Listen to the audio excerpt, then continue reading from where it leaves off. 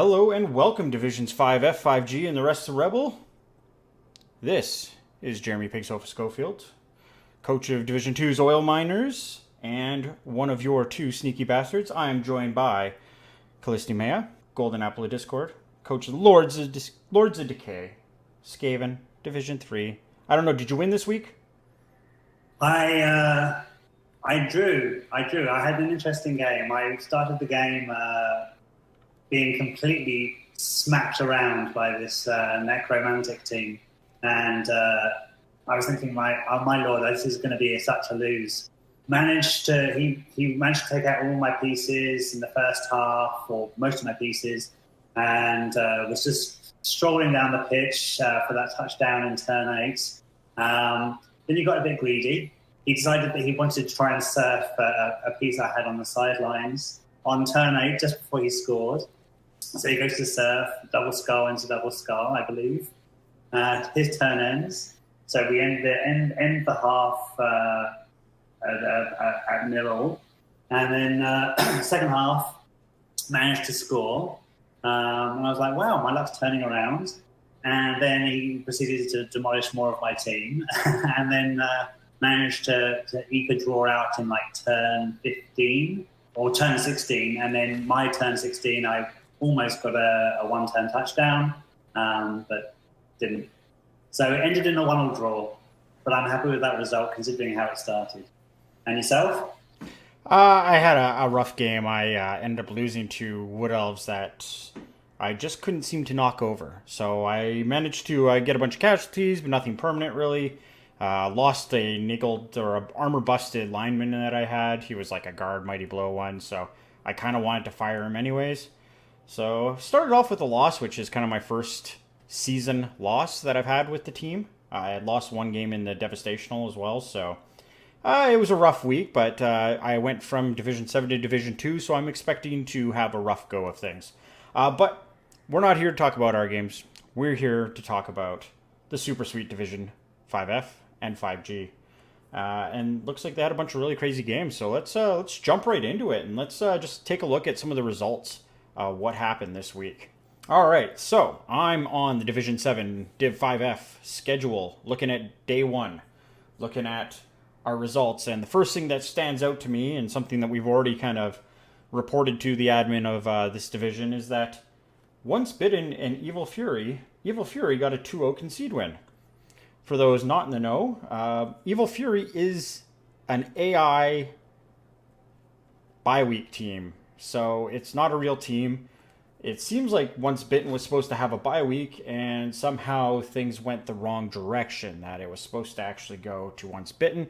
But we've reported that, and maybe we'll hear something about that. So the game was definitely one-sided. Nobody actually played it. So that one's really easy. If all of them are going to be like this, these shows are going to be super quick for you people. Let's get the other admin game out of the way. We have Trash Can Infectious Rippers. That's a bye week, so. And that one's going to be a win for Trash Can, I believe. I don't know if the way the other admin game went, it might be Infectious Rippers. You know, I don't know. They might be changing things around. Bye week's a guaranteed loss. That could be tough to deal with. But our first game that actually completed, I believe, was our Raskin Bobbins, and it's right at the top of the list. So we're going to keep this simple. We're going to go from the top and work our way down. So, Raskin Robbins, Fling and Fun. We have got Halflings, and we've got Nurgle. I actually watched through this game. I got a chance to sit down and watch it. I didn't watch it when it happened, but I went through. We're working on a few little things for as we progress down the season, some new little functions and stuff like that. But I really wanted to go through this game and get a really good feel of what happened with it, kind of play out what the game was like. So, you can obviously, Raskin Robbins, they won it. They had 8 armor breaks. The Fleeing Fun had 10 armor breaks. So pretty much their game story in this guy here was Flinging Fun, who is made the party foul of having a deep root on their roster, hired another deep root, strong branch in that case, and picked up the chef. In the first half, the chef actually did nothing. So 0-0-0, no rerolls stolen or anything like that. So now you're playing one reroll halflings versus Nurgle. it's pretty tough because you've got all that disturbing presence, so you try and do anything with the ball. It's nuts. And then, of course, you get the big setup. It's a nice deep kick, and Nurgle gets the blitz. So, our MVP of the game, Falco Tomato, actually ended up picking it up in the end zone, made a big screen. But the tough part was they had to screen so deep back in their pitch that the trees pretty much got isolated. Like, Nurgle was able to... They already had kind of pushed onto that side of the pitch from the blitz, and then they were able to kind of isolate the trees away from the halflings. So you weren't really able to get like this strong defensive wall. They managed to get a Nurgle Warrior and a Rodder right on top of Falco. He tried to dodge out and did the 1-9 and bailed on the ball. And then French Vanilla, the Pestigore from Raskin Rot Bobbins, they actually managed to pick up the ball, and there was a little bit of back and forth bashing and stuff like that. And it pretty much turned into a pretty easy early touchdown on turn, I think, 4. So, wow. Yeah, it was a stolen touchdown, and that was French Vanilla. That's where French Vanilla got their points there. So, disturbing presence. Would that affect flinging? Yes, it does, because it's a pass. So, if you are a halfling coach or you're planning on doing anything stunting and you want to throw things around, throwing a halfling when you're inside the disturbing presence, you do get the minus. So trees don't have to be successful when they throw. All they have to do is not fumble. So that's why a treeman with nobody in his tackle zones or anything like that, just a lone tree throwing max distance, is always going to throw on a 2+. Because strong arm, all it is just don't fumble. You're -1 for or you're 0 for throwing far and all that kind of stuff. It just turns into a straight 0. So the more tackle zones you have, the more disturbing presence. Each indication of those makes your fumble number go up 1. So there's actually at one point in the game where they threw a fling, and the fling, it needed a 5+ to throw, and it was a successful throw, and it was kind of cool. So it was actually really fun. The second half of this game was hilarious. So pretty much what happens is the second half goes, they kick the ball. It ends up being a touchback. So the trees push forward, trying to bash up some stuff. Halfling named Broccoli ends up getting the ball. They try to throw him down. If he lands it, bam, he'd be great. If not, the half's pretty much over, and that's what ended up happening. He's landed on his head, and that was it. They finished down 1. Now, second half, the chef took all the rerolls, so the 2 Nurgle rerolls disappeared, and all of a sudden the halflings have 3 rerolls. It's a kick to the Nurgle, so you see the trees push forward. Bobbins don't have a reroll. They go and try to pick up the ball. French Vanilla there tries to pick it up again and fumbles it. So the trees are able to pounce forward. They managed to kill Eminem, which is hilarious because you'll notice Eminem was actually the MVP, yeah. The MVP. So the MVP Rodder got murdered at that point. Turn 10, the halflings have the ball, and Deeproot blitzes to knock down the Beast of Nurgle. So there's a Beast of Nurgle kind of in the back, so Deeproot runs forward, knocks down the Beast of Nurgle. Willow, now having a little bit of freedom in sense of dirty presence and stuff like that, grabs Broccoli again, buddy who failed his throw the turn or the half before, throws him down the field towards the ball carrier and the screen. One of the screening pieces was a Nurgle Warrior, which gets just smashed by it. Broccoli gets knocked out, but he stuns the Nurgle Warrior. A couple halflings try to make their way up there. One of them gets pressure on the Pestigore, the other one doesn't. But of course, it's one halfling trying to pressure ball carriers, so they just get him out of the way and they run up the sideline. They try to do a sideline cage. Sideline cage is kind of cool and all, but a little halfling called Griffo actually just runs right through it, does a stunty game plan, and manages to get the 2 dice blitz on the ball carrier and shoves him out of bounds.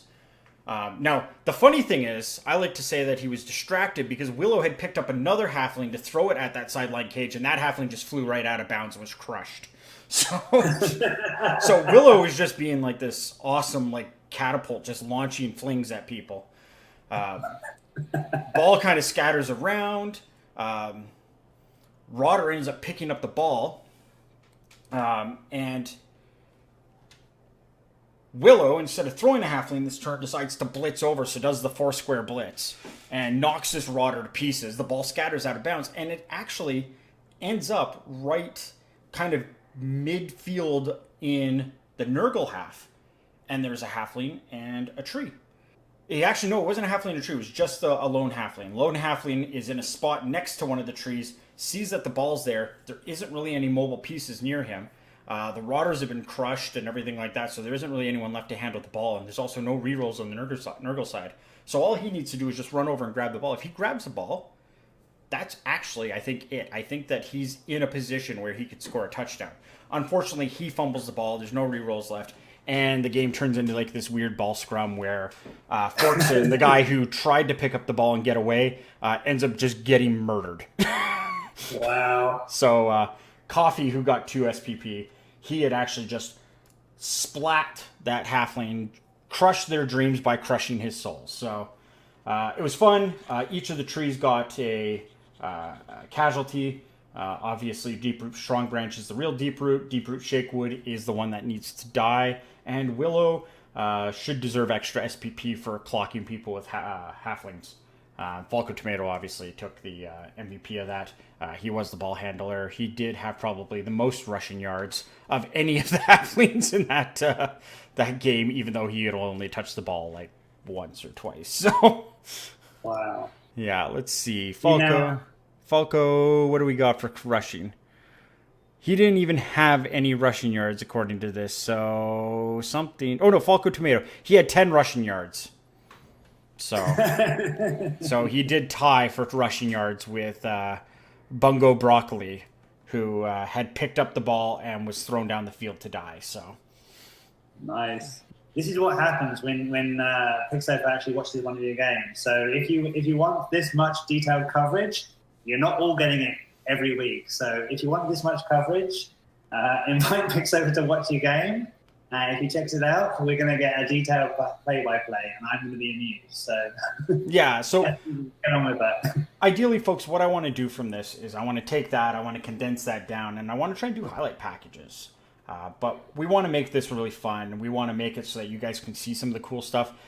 Honestly, the video of watching that halfling get thrown over this 3-man cage on the sidelines is hilarious. Like, I see the tree throw the halfling, and it's just like right into the crowd, and just like you chuckle on the inside. And then to see the next halfling go, you know what, I can do a better job, and just bum rush right through them and knock the guy out of bounds.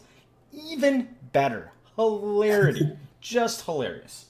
I actually clapped and jumped out of my chair when the Nurgle Warrior got clocked by a halfling. Like, it was awesome. Now gonna have to watch this game. Yeah, it was entertaining. It was very entertaining. So let's move on to the next one. We have Oklahoma Sooners and the Cleveland Krakens. So it is I believe that's our Norse, yes, and our Orcs. So Orcs, I think, was your pick for winning this whole thing here. Pretty much it looks like they had the ball possession. It doesn't even look like the Norse touched the ball. Yeah, it doesn't. I don't see any pickups. I don't see anything. 18 yards running, so they did have the ball at one point. But it was pretty even on blocks, KOs. Yeah, well, this is just it. This is 2 bash teams playing against each other. One of them has block. The other one doesn't have block, but one of them has armor 7 and the other one has armor 9. So lots of blocks succeeded. Orcs must have just had the dice kind of working for them a little bit as far as POWs and stuff went. Let's take a look. Block dice. Lots of POWs, not a lot of both downs for the Orcs. Krakens kind of had a little bit more of an even mix, so it looks like the Orcs kind of avoided getting a lot of downs and both downs. They didn't have particularly a lot of dice luck when it came to the POWs, but if you can avoid those both downs, then you don't need to have the block as much as the other guys. So. Well, it's also just the strength of AV9 versus AV7. Oh, absolutely. They pretty much had the same amount of blocks succeeded. It was 45 for the Norse, 42 for the Orcs. It's just you're going to have a lot more armor breaks. because of that armor difference. So that kind of stinks for our friends who play Norse and got beat up for it. So looks like the Orcs had a pretty strong game there. So the next game, Gamba Girls versus the Harlem Globetrotters. This is a fun one because this is two of your teams. You had the Orcs kind of picked, and then you had Gamba and the Globetrotters picked in this division. Yes. It's kind of your team. So this is two of your teams going against each other, and this is funny that you have like a week 1 agility matchup. I can see that the Gamba's gals, they got the better of the Harlem. Oh yeah, they had the ball all the time. They spent a lot of time in the opponent's half, so that kind of makes me feel like there was some stalling going on.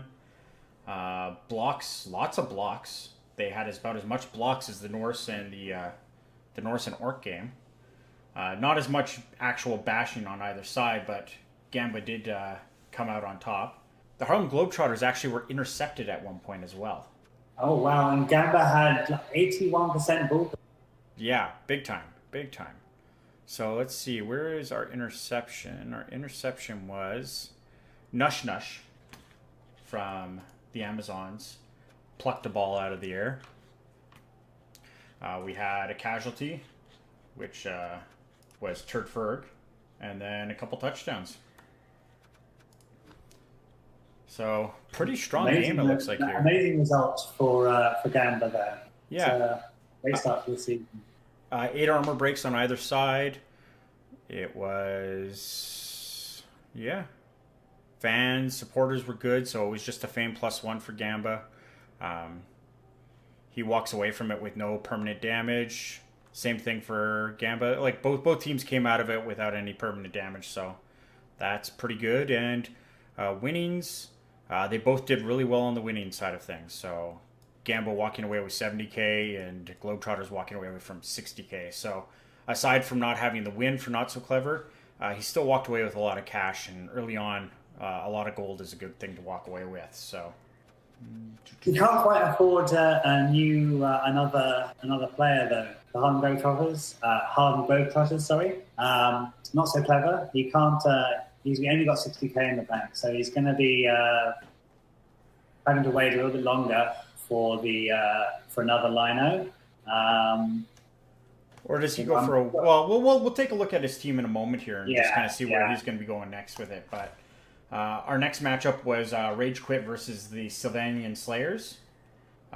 We got a Vampire MVP and we got a Chaos Dwarf Blocker MVP. The tough part about the Vampire MVP is it's got a little cross next to its name. So Vampire is played by our Div 7 buddy Squid 5.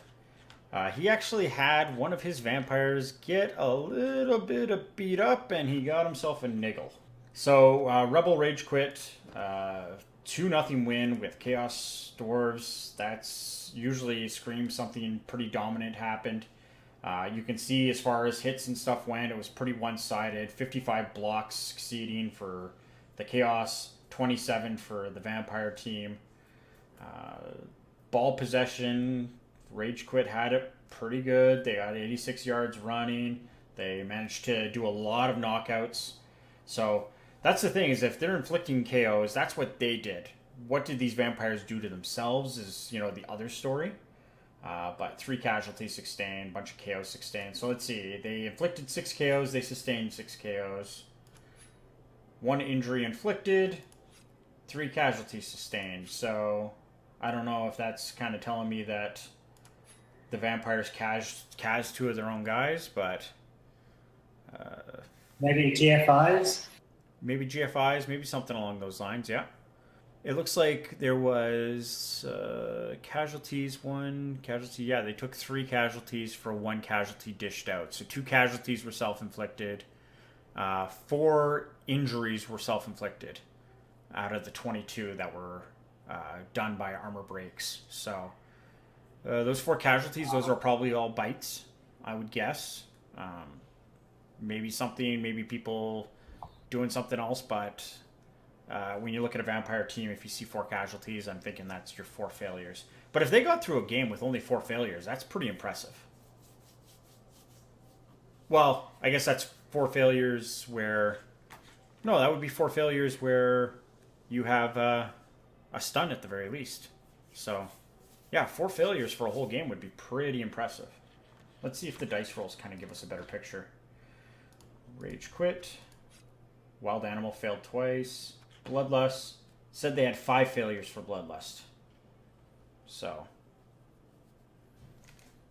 if you had 5 failures for Bloodlust and you had 4 injuries,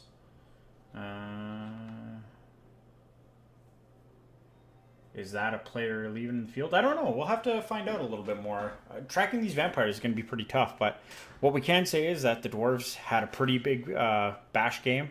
They had 1 hobgoblin get injured, but it was just a badly hurt.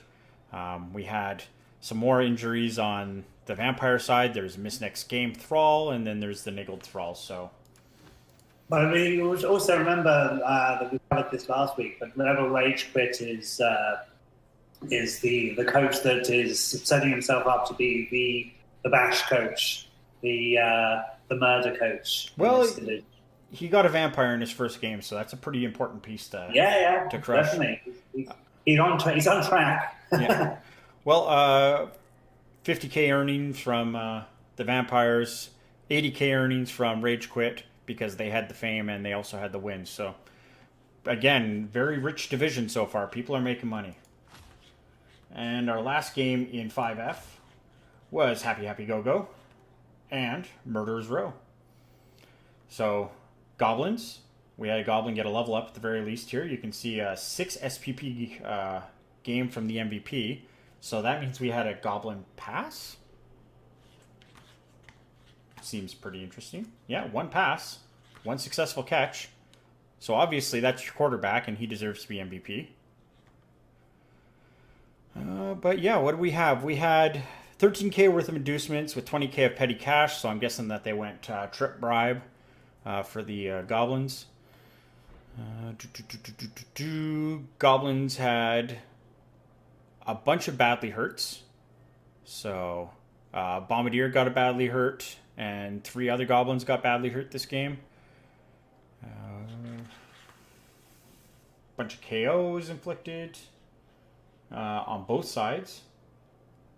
Injuries inflicted by Murderer's Row. So, 3 injuries inflicted, so I'm guessing that maybe the Bombardier blew himself up. Seems like the type of thing that a Bombardier would do. What do we got here? Yeah, they sustained 4 casualties. They sustained 4 KOs.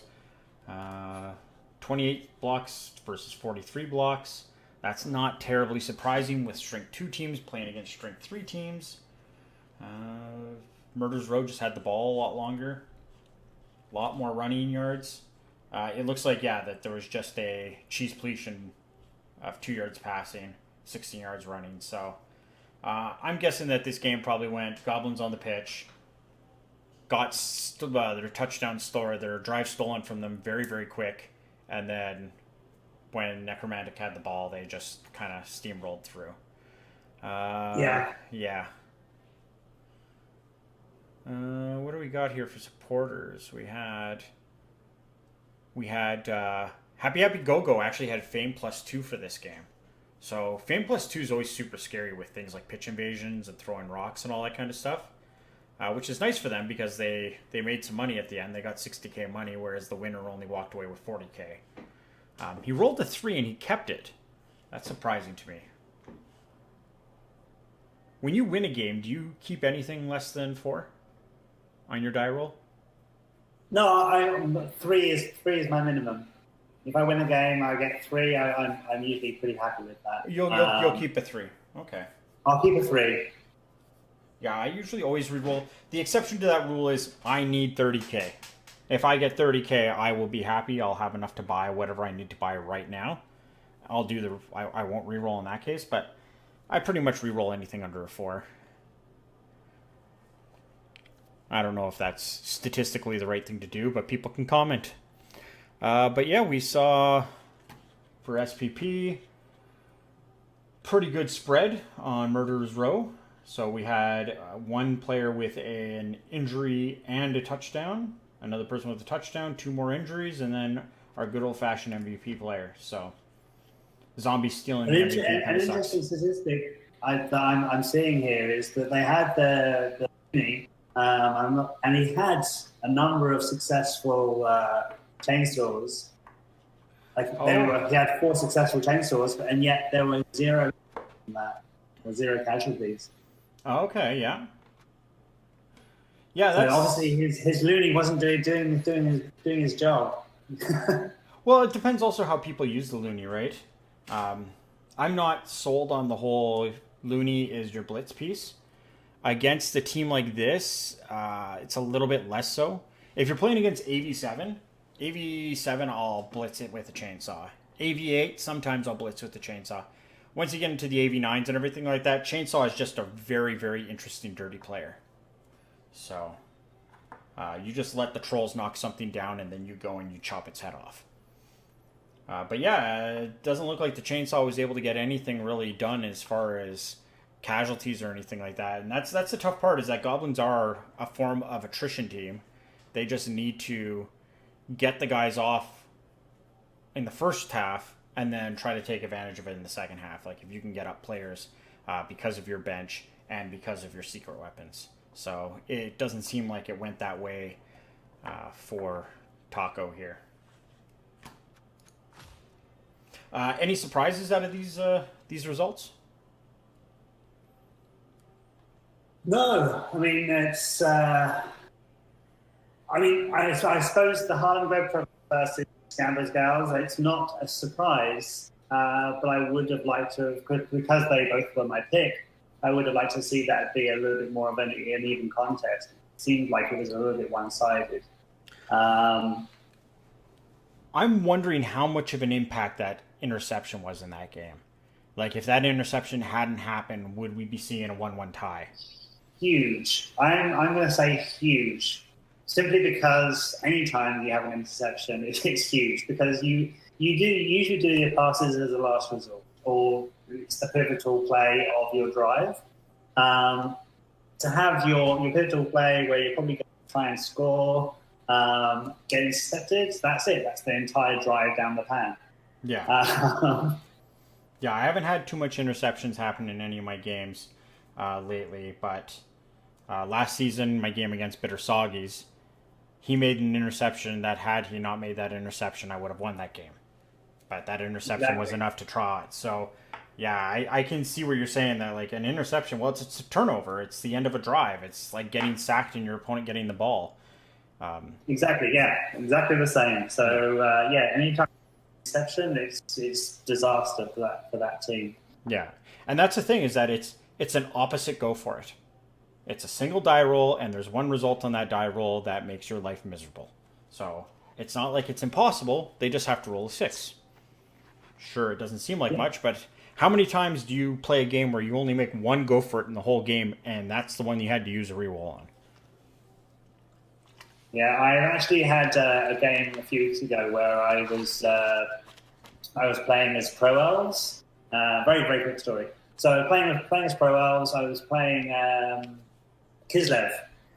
And I'm like, I'm Pro Elves, I have no problems. I'll be able to pass this. I've got like Nerves of Steel, I've got pass skill. I'm going to be fine. I do the pass play, and I completely forgot that the entire Kislev team has very long legs. Yep. So it's on a 5+. And wouldn't you know it, they intercepted and won the game. Yeah, Kislev life. So I want to take a quick look at what the schedule looks like for next week, and we'll actually go through the individual teams and play around with it a little bit. So what we got going on is our 2 admin games are our 2 games right at the top. So we're going to see Oasis and his Norse taking a week off, as well as Gamba and the Amazon. They're both going to have a week off. So it might be nice for the Norse just to kind of stack up some SPP and have a nice little recovery from the Orcs, whereas Gamba is just going to get a chance to ride that early win and might come out of it pretty scary for the week after. So as far as things go, our next match, that's actually going to be a real match. Just wanted to interject for a second. Yeah. So, yeah, they both have the bye weeks, and I had a number of those last season, and the number of times I had a bye week and then a new coach got added to the division. And if I hadn't checked, I would have completely missed the fact that I had a true enough. So whilst they have bye weeks to both Gamba and Oasis, Gamba not so much because he's been part of ReBBL for Lord knows how long, since it began, because he's the boss. But for Oasis, just because you have a bye week doesn't mean you shouldn't check the message boards, check Discord, just to double check and make sure that you still have that bye week. Yeah, absolutely. That's the one thing that I know that they did last season. I'm guessing they'll probably do it again this season. Is you'll get a message from the admin to let you know if they do slide somebody into your opposing slot if that admin team does get booted for a live coach. But yes, as in Division 7 last season, we did see a number of new coaches get added. I think we finished with 4 new coaches from where we started. We had lost a couple coaches, and I think at the end we had 4 new coaches. Well, I think more than that, but yeah, around about 4. Okay. I'd say 4 or 5. Perfect. Yeah, so definitely keep an eye out for those guys. We'll take a look at those 2 teams. Actually, let's just do that right now. You want to take a look at the Cleveland Krakens? Yep, sounds good. All right. So, Oasis, Cleveland Krakens. He had his 2-0 game. Pretty much all we're seeing here is we had 2 points from Casualty, it looks like. And another 5 points from an MVP. So, not a whole lot's changed. There's 70K in the bank. We're down a player. So, did somebody die in that game? Oh, yeah, no, absolutely did. The thrower died in that game. So, in that Orc game, we never even call that out. But, yeah, the thrower for the Norse died. There was 3 badly hurts and then a kill. So, I'm guessing that there's probably going to be a thrower rehired to fill in that spot. Well, maybe not. Maybe not. I never put much stock in the Norse thrower. I think my advice to Oasis would be to maybe keep hold of your money and save for another positional. If you really have the urge to spend, maybe get another lineman. The thrower, I don't put much stock in. And for the games ahead, I would definitely try and put some SPP into those berserkers because they are your marquee pieces. Yeah. Don't really worry too much about a loner if need be because, well, you get blocked with this loner. So the only thing your loner should be doing is being in the way and throwing the odd block. And if you've got block, then you're worried about a 1 in 36 versus a 1 in 9. So not having that reroll. I always feel pretty comfortable with any sort of 2 dice block off of a blocking piece. So. But I'm sure Oasis has got a plan for his team. And he's probably got a plan for that money, and I'm pretty sure he's happy to have gotten that much money out of that game. So. Yeah. Did well. Absolutely. Let's. So the other team was Gamba's team, right? Yeah. Let's take a quick peek at Gamba's team. See how the gals are doing. We didn't have any level ups here, but we had a nice spread of SPP. Obviously, the MVP went to a line woman, which is unfortunate, but at the same time, it's a really good way to just start blocking things up if you want to keep the blodge spread around. But we got the thrower with a couple points. Nush Nush actually was the interception, so the thrower intercepted the ball, which is pretty convenient. Nice. Yeah. Catcher with a touchdown, a blitzer with a touchdown, a blitzer with an injury, so nice to see a lot of the SPP spread on the positionals. Looking pretty good. You're going to have people, especially with this coming up here, if they're still doing the concedes the exact same way, we're going to see 16 SPP. We're going to see 2 touchdowns and 2 star players awarded to this team. Very good chance that Gamba will come out next game with at least 1 level up after the concede match goes through. Oh, yeah, definitely. Yeah. All right. So we're going to have our first of the real games of week 2 is going to be between Mr. Christie's Flinging Fun and Squid 5's Savannah Slayers. So let's take a quick look at the Slayers because they're right in front of me at least. Again, what we saw on this team here is we saw a Missed Next Game Thrall, and we saw a Niggled Vampire, which means a Missed Next Game Vampire. So we're going to have a 3 reroll team with 2 vampires and only 12 players going into next week's game against halflings. I don't think you need to terribly worry too much about buying another Thrall in this point. As far as TV goes, it's 8:30 TV versus 6:30 TV. So the halflings are going to be in a bit of a tough spot because they're still going to want to take their chef, especially against the vampires. They're going to want to have their master chef to try and eat away at some of them rerolls. But they're not going to have much money left over to buy any crazy star players. So, yeah. I think that you're just going to see the 12 players push forward. I don't think you're going to have any hires or anything like that. I'm hoping that either... I don't know, do you retire a Niggled Vampire? No. Is this vampire niggled? This vampire is Niggled. What I would do is I would keep the vampire. He's got 5 SPP, but plan on getting a 4, and then leveling the other 3, and just see how it goes with him. The vampire is too much of an investment. It's too much of high value sort of playmaking piece. Yeah. I wouldn't get rid of it right now.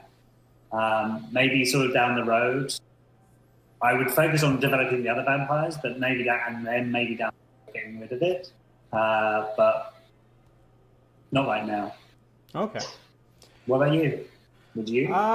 I think that it's early on. I think that if I had a game where I roll at least 40k and I have 110 in the bank at the end of my game against the halflings, I might consider just wiping slate on that vampire, not having it around to get in the way and eat up my rerolls and do all these types of things.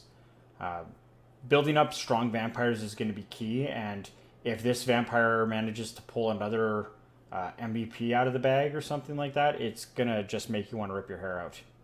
So, that's my thoughts on it. Cool. Let's take a look at our halflings and see what they've got in store. So, we got the flings. Obviously, they got 630. They got 100k in the bank, so we could see some potential scamming because they're gonna go in with 200k probably of inducement money. They're gonna spend 100 of that on the chef, so they're gonna have another 100k kicking about. You could dump some of your team value into trying to address some of those things and pick up some more. I wouldn't be surprised to see Mr. Christie potentially just start dumping that money into... Well, I guess you do have the Nuffle altar, so you could probably set yourself up with some of your money for maybe a Zara the Slayer or a Willow. Is it a home game for them? It looks like it's a home game for them. They're first on the first name listed, so it should be a home game, so there should be a Nuffles altar game. So yeah, I guess you could see something along those lines. I would imagine that a halfling probably gets bought between now and then just to get them back up to 14 halflings. But if I'm not buying any star players, I'm just going to get my chef and I'm going to get a bribe. Because if I can sit there and start jumping on some of these thralls, I'm just going to make it very, very difficult for the vampires to do what they need to do.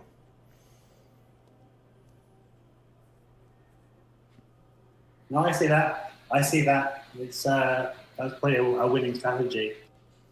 I wouldn't dump any money into any of my own money in this next match. I think Mr. Christie actually stands a good chance of this is one of the games where I think he could do better than some of the other matchups. So, if it were me, I wouldn't be dumping my own cash. I'd be saving my cash for a time when I really needed that star player. Absolutely. This is a game where I want my Treeman going ham. I don't want to be blitzing with halflings. I want to be blitzing with trees, and I want to be hitting with trees at all times. So this is a game where my team rerolls, I kind of want to just keep my trees from being rooted. Like, I would really put a lot of stock into using my team rerolls to keep my trees mobile. Oh, of course. I'm just realizing if he's got the Master Chef, he's going to steal the rerolls, which means there's no rerolls for the Bloodlust. Yeah. Oh, lovely. Yeah, so that's where the chef can go really, really crazy in a vampire game because you take away their safety net. So every time they roll that one, they eat a guy. But we're also going into really conservative vampires because it's going to be a 2 vampire game. So there's a little bit of play on both sides. No, I think Mr. Chris is going to have a lot of fun with this game. All right, He's an experienced halfling coach, so I think he's going to end up having a lot of fun. So what is your prediction for that game? I'm actually going to put it at a 1-1 draw. I'm happy with that as well. I think we're going to see a 1-1 draw as well. If the halflings get the coin toss at the beginning of the game, I would give them a chance at a 2-1 game. So halflings winning the coin toss to me actually gives them a slight edge. But if they don't win the coin toss or they play defense first, I think that the vampires have a better shot at the 1-1 draw.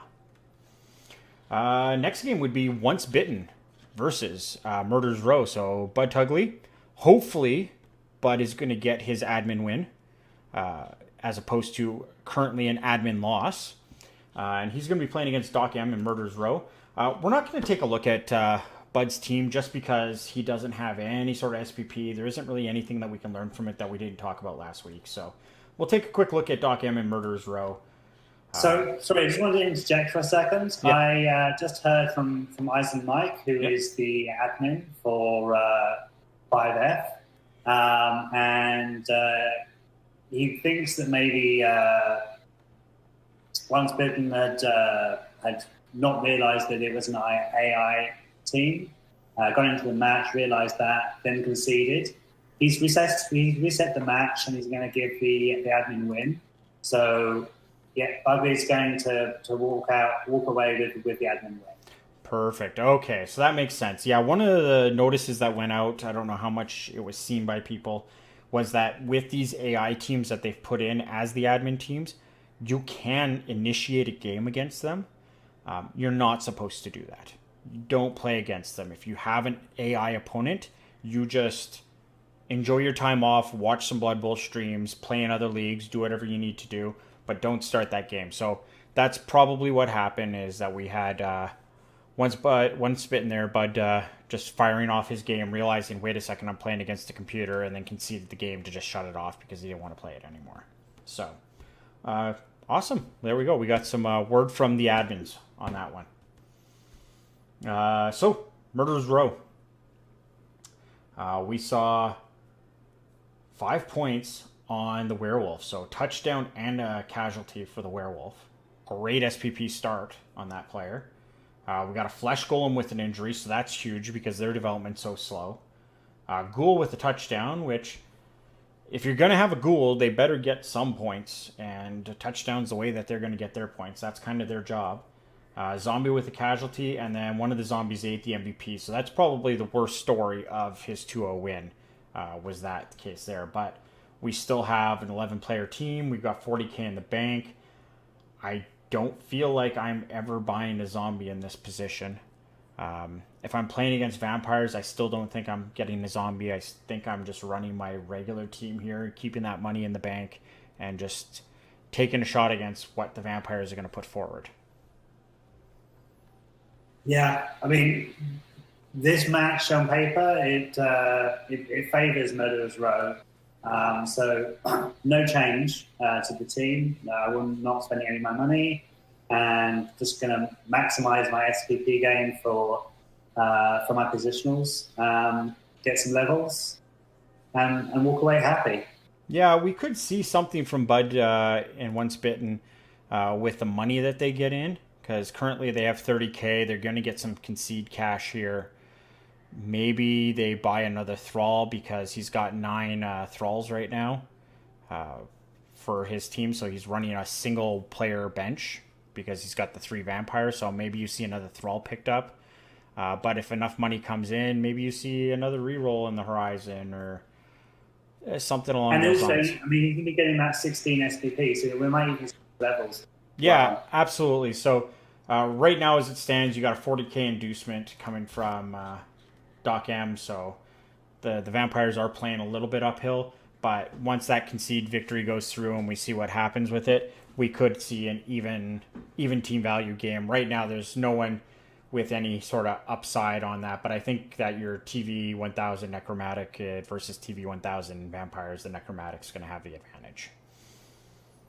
Definitely. But it should be a good game. Well, I haven't seen... This is one of those games I might actually check out. So yeah. Now, our next game is Shira versus Taco. So this is the Nurgle playing against Goblins. So Nurgle's getting back-to-back stunty. Nurgle team, let's take a quick look at them because as it stands right now, they're 890 TV. So we did see some Rotters get beat up in that last game, right? Well, I guess I described what happened, but I didn't really go through what had actually happened. So as far as things went in that game, we saw a dead Rotter. We saw 2 dead Rotters, actually, and we saw an armor-busted Rotter. So because of that, we've got an armor-busted Rotter that's currently missed next gaming, and then 2 other Rotters that had died. We've got the money to replace one of those Rotters, because right now Shira's going in with just 8 players. And that 8 players is going to mean that TV is currently hovering around 890. That TV should spike up, 120, so that'll go up to 110 when it's all said and done, just because of our loners. As far as SPP went, Coffee the Nurgle Warrior had murdered that halfling right at the end of the game, and then French Vanilla had the touchdown, so pretty basic stuff there. The MVP was eaten up by Eminem, who was eaten up by a tree, so that's kind of a tough luck. Yeah, MVP to the dead guy is a running theme for Nuffle, so... this game here, what are you thinking? Are you thinking you just pick up an extra Rotter and then kind of play the same game that you played against the Halflings? See, I wouldn't pick up a Rotter. I would just stick with the loners. I'd bank the cash, save for that next Pestigore, and then just roll with what you have. It's against the Goblins, so yeah. I don't think there's going to be much risk of. Well, I don't know. I mean, the goblins can maul you if the loony and the special weapon teams get to work and start doing what they're paid for. But I've got a feeling that Baskin Robbins is just going to grind them down and push for that win. Yeah. I must admit, I was quite surprised that they had 2 deaths and an AV bust in that first game. So, well, that's the thing about Rotters. Like, again, that's why I love playing against Nurgles, because I get to play against Rotters and I get to play against Decay.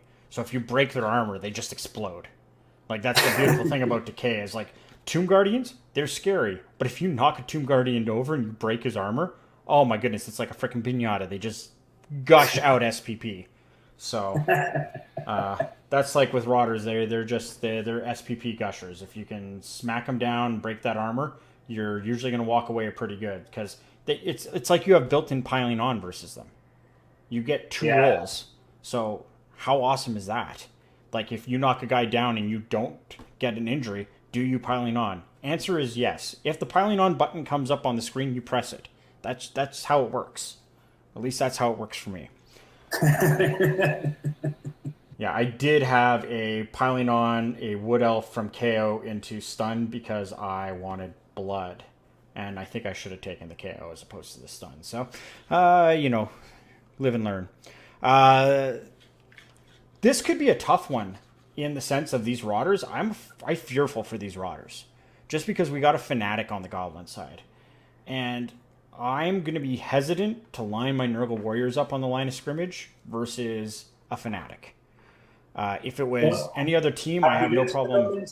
Huh? Sorry, have we looked at the Goblin team? We haven't looked at the Goblin team, but let's transition into that. We know what's going on over here on Shira's side. Let's go look at Taco Truck's team.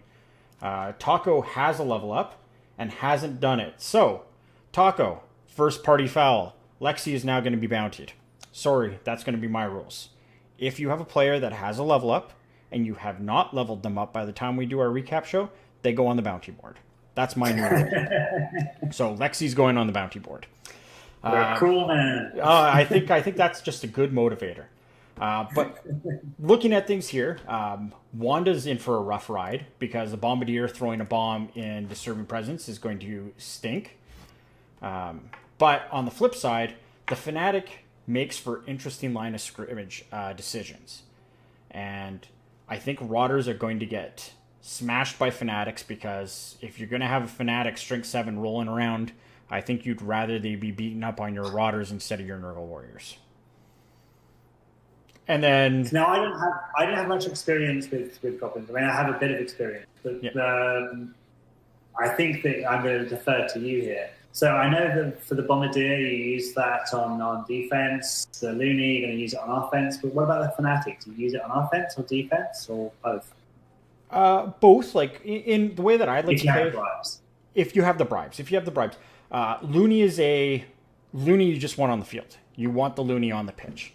If you're playing bribe short or something like that, then you can say, okay, I'm going to have one of either the Fnatic or the Bombardier. Fnatic's great on the line of scrimmage because you force them to do really, really awkward line of scrimmage setups. If they try to do 3 guys in the middle, you put the Fnatic in front of them and you pat yourself on the back because you're going to hit a guy. If they try to spread their guys out, then you get to put your trolls on isolated pieces and get 3 dice blocks with trolls and then have the Fnatic kind of offset off the center of the one piece. So the one troll is going to hit and try and push the guy inwards if he doesn't knock him down. And then your Fnatic's going to have a 2 out of 3 hit going right up the middle. And then, things are just awesome from there because your Fnatic's going to kind of mess things up. The tough part about Fnatic on the offense is that you get excited. You have to use all 3 points of movement. So sometimes you push forward a couple squares and then you walk right into their pocket where all their guys are standing and you've got this Fnatic there that just gets beat on. So Fnatic, you still have to play somewhat conservatively, not as conservative as a Looney, because a Looney, chainsaws are great. They do a lot of damage breaking through armor. You can go up and stab things that are smaller. Using a Fnatic to blitz a Rotter, I would do that. It's our AV8, and if you do get through, you're going to blow it to pieces. But the tough part is, if you hit a chainsaw, you get +3 to your armor roll breaking that chainsaw. Or if that chainsaw falls down for whatever reason, it's always +3. So that's massive. Because if a chainsaw takes a hit, you should remove it. Whereas if a Fnatic falls down for any reason, it's immediately knocked out. So that's kind of the other cool thing. So if this could be a really, really cool game for Miss Daisy, because Miss Daisy gets put up against a bunch of Rotters. Miss Daisy could very well walk away from this game with some SPP. And Fanatics, that's one of my favorite things about that special weapon, is that by using the special weapon, they generate SPP. That's what makes them unique. The Bombardier doesn't generate SPP from smashing people with bombs. Looney doesn't generate SPP from chainsawing people. But the Fnatic does generate SPP from getting the casualties because it is throwing a block. Nice. Yeah. Lexi, the Goblin, you've got your level up. He rolls doubles. It's probably going to be a blodger. If not, it's probably going to be a sidestepper. It's pretty straightforward. If you roll doubles, there's one exception to the blodge. Actually, 2 exceptions. Mostly on halflings, I'll sometimes take Hail Mary Pass because I like to have a punter. So when I do manage to do some sort of crazy blitz down of my opponent who's stalling in my end or just pushing onto my end, I usually don't have anybody nearby who can really do a recovery and then protect that piece. So what I'll do is I'll have a Hail Mary person that does a recovery and then just throws it down to the pitch to the other side of the pitch. And then I can use throw teammate to outrun my opponent getting back to where the ball is. Or at least try. But the other thing I like to do is Dirty Player. just get dirty player and have another piece that can go and start kicking people when they're down. Because goblins are the attrition stunty team. They're the team that wants to knock other people's out. Kind of similar to ogres in the same way that if you're going to win games, it's because in the first half you did a lot of damage. So that Looney needs to be getting removals. Bombardier needs to be getting crazy knockdowns and stuff like that. Like Bombardier is just a drunk fireball. So hopefully it lands into a pocket, knocks a couple guys down, gets you a 2-for-1 or a 3-for-1 that you can go in and hit an exposed ball. And then your Fnatic, again, is just kind of the same thing where they're going to set up a defense and your Fnatic's going to run around. One of the things that Fnatic's do really well is be the corner in a cage. So, Taco, I don't know how much time you've got playing Goblins. It sounds like you have some experience. I'm just excited to see what's going on. I really like watching the stunty teams. He's also got 170k in the bank, so Taco, I would upgrade tacos for everyone. Get yourself some more stadiums so that you can get yourself a Nuffle altar because goblins really, really benefit from Nuffle's altars. The bonus secret weapons and stuff like that, having a second chainsaw on the pitch is nuts. The strength 4 or movement 4 Fnatic star player is awesome. And, well, if you need an extra Bombardier, I think if you got a Bombardier on your roster, you're probably not buying the other Bombardier. But if it's a home game, it costs 10k. So that could just be somebody sitting on the bench to throw some bombs that is going to just get immediately thrown out of the game. Or just a fouling piece, right? So, a 10k fouling piece. All right. So what's your prediction for that game?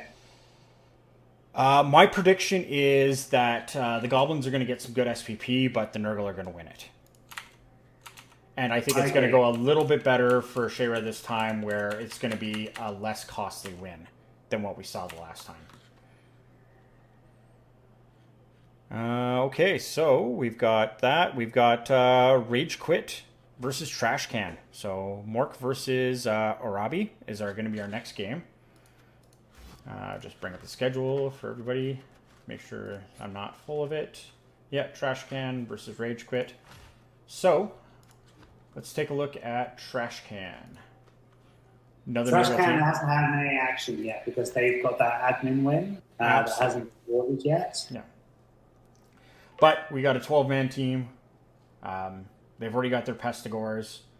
So this is a team where maybe they're just going to save a bunch of money for a beast in the future or replace pieces, but I don't see them spending any money. So they're going to go and play against Rage Quit, who had a pretty good game last time. They're 1060. So we're probably going to see a inducement keg if Trash Can doesn't get a couple like bonus, like if they get the double MVP or the MVP touchdown or the double touchdown on a piece. Very rare to get like a level up on your very, very first game if it's a admin win, but it is possible. It can happen. So what we saw here is we saw one of the Chaos Dwarf blockers get star player points through the MVP, so that's awesome. We also saw Hobgoblin with the touchdown, which is kind of expected, but we saw some money get spent. And the money got spent on a Bull Centaur. So, Rebel Rage Quit has a Bull Centaur now. Lucky, so he does. Yeah, so he took some of that sweet win money and bought himself a Bull Centaur, and now this team is even scarier. So now we got another above strength 3 piece. They're crazy fast. If you can give them the ball and start leveling them up that way, that's even crazier. Yeah. The thing is that this is going to be a Nurgle versus Chaos Dwarf game, so I don't see the Bull Centaur getting any handoffs to him or anything like that, because they're going to want to try to avoid doing anything inside of that disturbing presence area. But the Hobgoblins, yeah, if they can just not get hit too much, I think that you've got a good matchup for the Chaos Dwarfs. And I think that Minotaur is going to be a very, very scary piece in this. I think he's bouncing back and forth, trying to knock down warriors and setting up things in that regard. Yeah, so I'm going to call this one for Rebel Rage Quit. I think it's going to be a close match. But yeah, I think that the Rebel Rage Quit, they just have the skills to. Like the inbuilt skills for those blockers just really stand up to the Nurgle team. Yeah. I think that this Nurgle team is better suited to play against Rebel Rage Quit than the other Nurgle team. Having the extra Pestigore is a big deal in a matchup like this, where your Beast of Nurgle isn't really going to do a whole lot in this matchup. Right. I don't think you're going to get close to those Hobgoblins. I don't think those Hobgoblins would be anywhere near that Beast of Nurgle, so I don't think the Beast of Nurgle is going to be able to chase them down very well. You were going to want to have 2 mobility pieces in the form of the Pestigores that can blitz. So those Hobgoblins, they're going to have Pestigores glued to them. So they're going to need to have some backup, somebody to try and get rid of those Pestigores. If those Pestigores come off the field, then it's an over game. But I give the edge to Rage Quit in this matchup. And our last match for 5F is going to be J-Town Oki with the Oklahoma Sooners and the Harlem Globetrotters with Not So Clever. So let's take a look at the Sooners. We had the Orcs. They had a pretty sweet game. They're 2-0 win. They did some bashing as well. So they were able to generate some SPP in their game, and we had 2 level ups. We had a Black Orc get block. So that's just a relief. Black Orcs without block are kind of like, oh god, it's kind of 1-9. Every time I throw a hit, it's 1-9. Now that they have block, it's just Black Orc spacing something. Yeah, hit it. It's a safe actions first. A Black Orc with block hitting something. That's a safe action. And then we had a Blitzer level up, and he got Mighty Blow. So the Mighty Blow started, and hopefully it never ends. And the Troll got a casualty, so that's awesome. That Troll's paying off already. 40k in the bank. You've got a team that's all AV9. You've got an Apothecary already. Life is good. You don't need to make any changes. You got 1070, so that's going to put them up on their opponent. That gives them a 70k buff over Not So Clever. So let's take a look at what Not So Clever is coming with. Not So Clever's got their 11-man roster. They only had the lineman with the MVP. They had a rough game last time. They got 60k in the bank. So if I'm Not So Clever, I'm probably taking that 60k and turning it into an Apothecary before I go and play against Mighty Blow. Yes. Just to try and prevent anything happening to my Blitzers or my runner. Lineman, well, sucks to be you guys. But that 60k, you don't really need another piece on the board right now. You could start working towards your dark elf or your witch elf, but again, I'm on the Apothecary train for this one here. Gonna pull a page out of Ladeus' book and say, hey, what's wrong with this team? It doesn't have an Apothecary. Yeah, no, I would go for the Apothecary too, actually. Yeah, that's a good call. Mm-hmm. And for my pick, I'm gonna go with the Oklahoma Sooners? Yeah, it's a shame. I would really like to be saying that I'm picking the Dark Elves. They're one of my teams, but I just think that the Oklahoma Sooners, they've got the development, they've got the high AV. Yeah, I just think they're going to take it. Orcs are very strong early on. I think it's a competent coach at the helm. I'm picking them to win 2-1. I'm going to go 2-1, but I'm going to go the other way. I think the Dark Elves take this one. Wow. Yeah, I think the Orcs have the ability to bash this team up, but I think that the Dark Elves are going to be able to accomplish a lot more with a lot less. So I think that they have the tools, even though they don't really have any skills or anything like that. AG4 means that you get to do things that you shouldn't be able to do. So I think low players and everything like that. I think Not So Clever just has to pray that their interceptions are all done, that no more picks are going to happen on his watch, and that they can go on there. All right, so that puts us at the end of 5F. I did not get a chance to place my bounty on the bounty board. I don't know about yourself. No, I'm actually going to do it tomorrow. Perfect. You're talking about the bounties from our kickoff video. Yeah. So I'm going to do that next week. Tomorrow. I'm actually just gonna, because I've forgotten some of the bounties I placed, so I'm actually gonna rewatch the video. Perfect. Place my bounties tomorrow. Okay, and then I'm just going to take a quick peek and see if anybody has placed any bounties for this division. If we've got any bounties to discuss, because I think we should call out any bounties just so people know where the money's at. Nobody has turned on the bounty board, so we'll get our bounties up and running. But yeah, big changes you're going to see is the ones that we called out in our original game. So on my side, Mr. Christie's Deep Root is going to get a bounty, and I'm also going to do a Fallout bounty on Taco Truck for Lexi. So Shira, go kill yourself a goblin. And, or no, Shira's, or who's playing against the Flings? The Flings was... Do we have somebody who can kill the Flings? The Flings are playing against Squid 5 and the Vampire. So yeah, if you can knock down a tree with the Vampire, Squid, there's going to be something in it for you. But I don't know if that's necessarily a matchup for you. I think the Chaos Dwarves are going to enjoy that. Chaos Dwarves and Necromantic with the claws have a better chance of hurting them trees. All right, you want to switch over to 5G? I'd love to. Beautiful. Let's make it happen. 5G, 5G, 5G, 5G. Okay, so we had a schedule. So all the games are done. Good on you guys. We have one game that never got confirmed. We had saw that kind of happen early on. So let's take a quick peek at it. 2-0 win for the Lizards. Kind of what I expected versus humans. I just think Lizards are such a scary team with the AG4 guys, the little stunty AG4 guys, until you have the tools to kind of chase them down, mainly tackle. If you have tackle, then I think this matchup takes a bigger turn. But you still have to be able to get away from the sources, although 1 in 9s can be life. As far as blocks went, it wasn't a huge hitting affair, 38 blocks versus 31 blocks. Only 1 KO inflicted and an injury inflicted for the humans, so it looks like somebody did get hurt on the Lizard team. Lots of running, lots of ball possession for the Lizards. And yeah, that's kind of what we got going on there. Austin had 1 pass, he had his 1 casualty, and he had an MVP.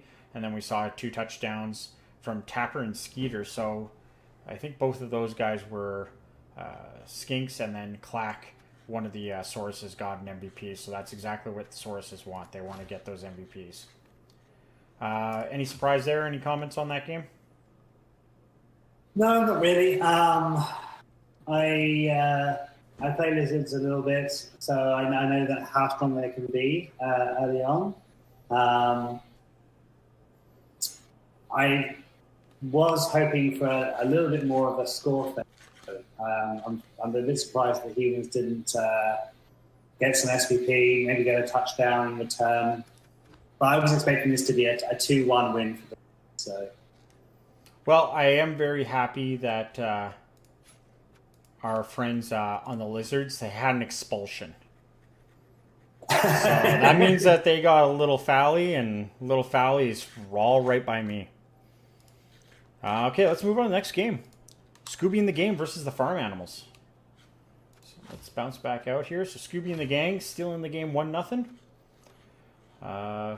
Yeah, okay, yeah, armor breaks are right on the front. So what's why am I making this so hard for me? So lots of blocks. This was a bash fest. Like 68 blocks for the Chaos team, 48 blocks for the Necromantic team, but no armor breaks. Like kid gloves in full effect on this game, because 6 armor breaks versus 9 armor breaks. Like 9 armor breaks on 68 blocks, and then 6 armor breaks on 48 blocks. Like nobody was doing anything. There was 1 KO that the Farm Animals had to deal with. So, jeez. And that was on one of the Beastmen. So it wasn't even a crazy one. It's actually the Beastman who got the MVP. The pig got knocked out. So I guess that makes you valuable if you can take a nap in a game. Gargamel is one of the zombies, sucked up an MVP. And we also had the touchdown scored by Muttley, which is the werewolf. So good on you getting those points where they needed to be. Yeah, definitely. Great It's for faster you can build up that those werewolves. yeah, it's really really solid in the sense that Scooby and the Gang, Necromantic, they got the full money that they could. They got the 80K for rolling a 6 and then having the fame and having the win.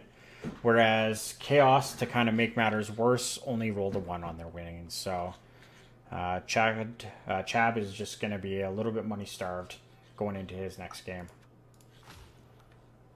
Well, he had But no injuries, so no injuries because again nobody broke any armor in the game, and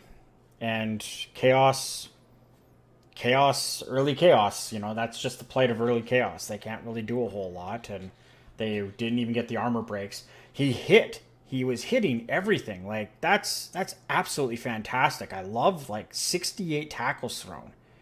He had 2 players do double digit tackles. He had one warrior throw 10, another warrior throw 14. Throwing 14 hits in a 16 turn game. Like, that is maximizing your hits.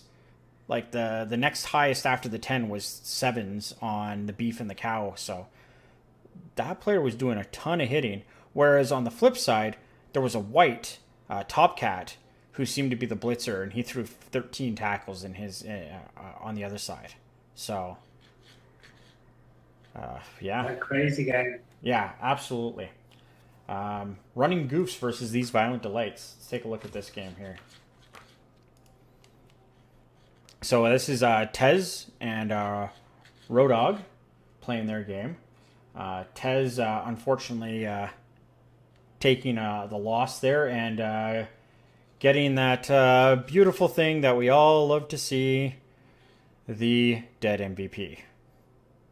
And a Storm Vermin and Dead MVP. Yeah, there was actually 2 deaths in this game. So that the thrower was gone as well. And then go figure, Don't Call Me Billy, bounty target number 1 on these Delights, gets the MVP on the other side. So what else did we see? We saw Misnick's game from a lineman in the Skaven game as well. So Violent Delights were violent, 60 blocks almost, 59 versus 34, so pretty average for the Rats. 34 actually seems like a little bit high for what Rats should be throwing for hits. It is for me. Yeah.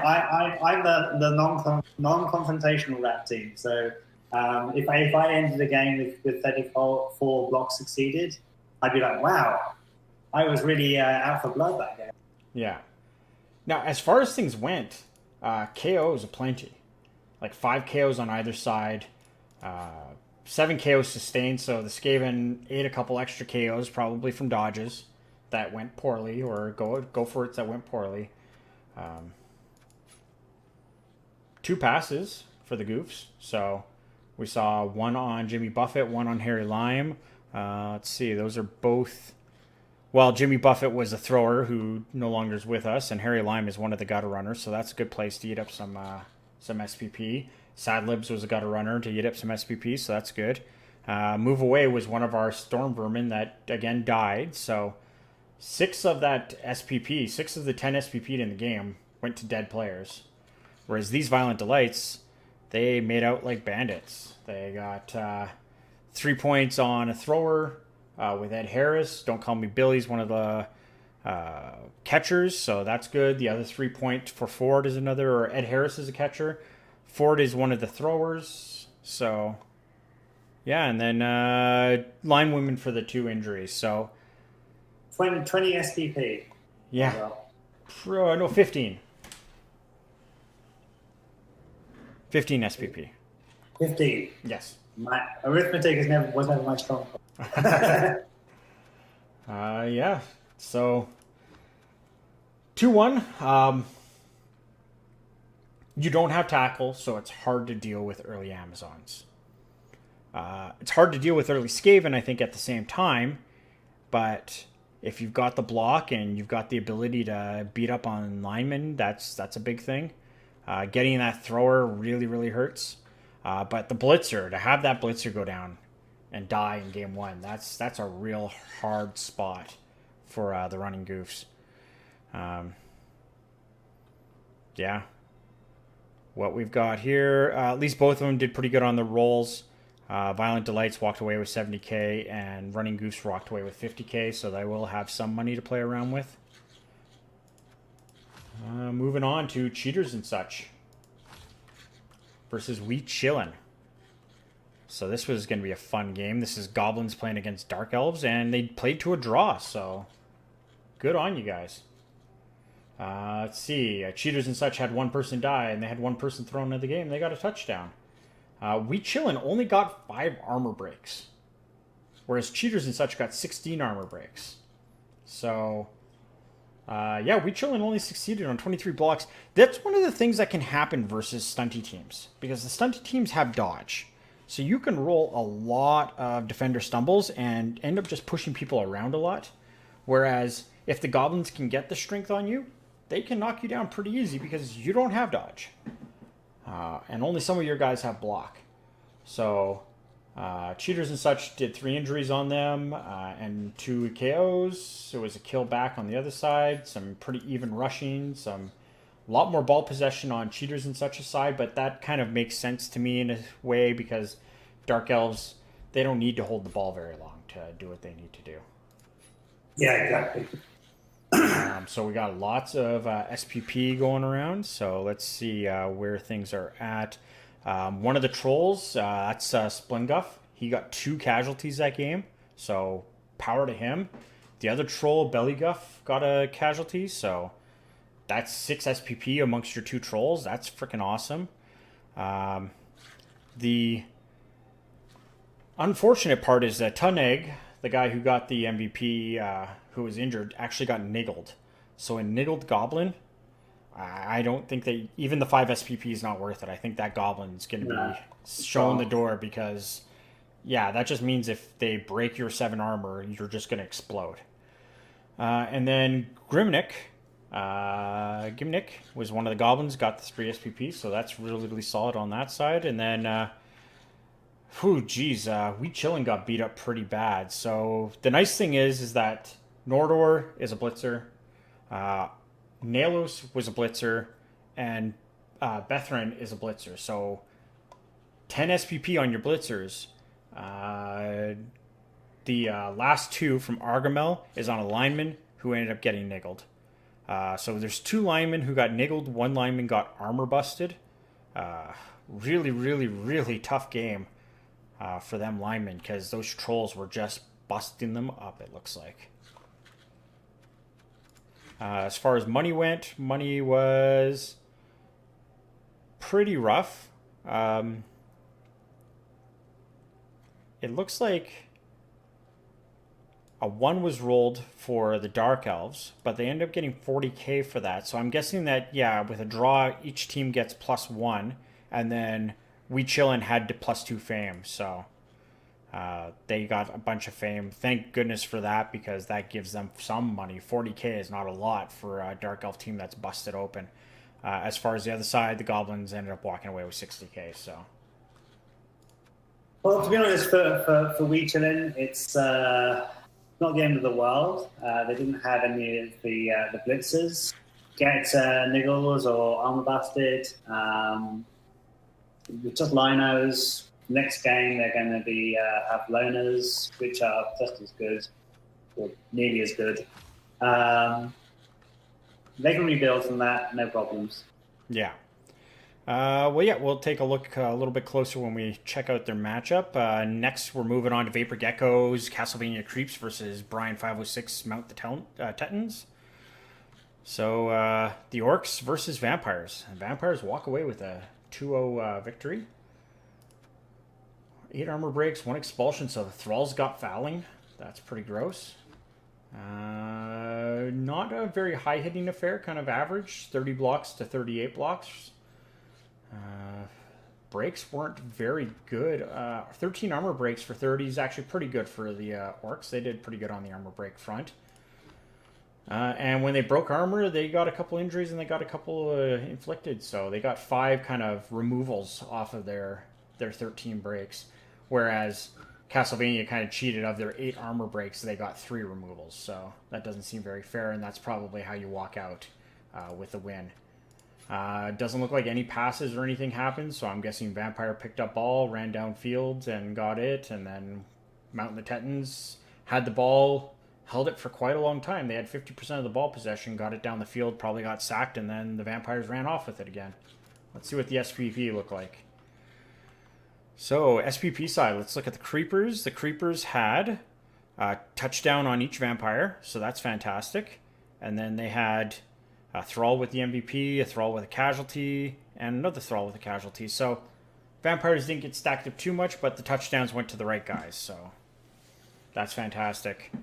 As far as permanent damage, there's a missed next game Thrall. And then on the Orc side, the Orcs have 2 missed next games, a Blitzer and a lineman. But they did have their MVP fall on one of their Blitzers, and another Blitzer got an injury, and a lineman got an injury. And then cash-wise, a 4 and a 2, so Castlevania Creeps walked away with 50K, and Mountain Tetons walked away with 30K for their hard efforts. That's kind of a surprising game. I really thought the Orcs would have a better shot in that game. But this is the two Vampire build that we were told to kind of look out for. And this is also a very, very experienced coach behind those Vampires. So, that could be kind of what's playing into that as well. And that doesn't surprise, and that's why this result doesn't surprise me too much. I've played against Vapor Gecko, and I know that he's a really good coach.